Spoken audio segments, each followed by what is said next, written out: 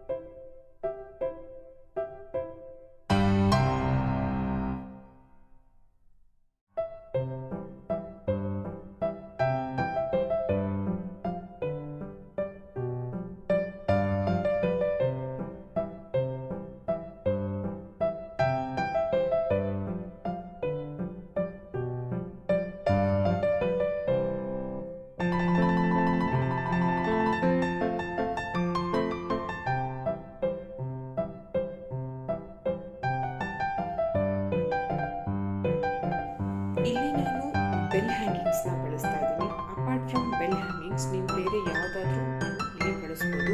ನಾನು independence day ಕ್ರಾಫ್ಟಲ್ಲಿ balls ಮಾಡಿದ್ದೆ ಇಯರಿಂಗ್ಸ್ಗೆ, ಅದನ್ನು ಕೂಡ ನೀವು ಇಲ್ಲಿ ಮಾಡಿಕೊಂಡು ಹ್ಯಾಂಗ್ ಥರ ಮಾಡ್ಕೋಬಹುದು.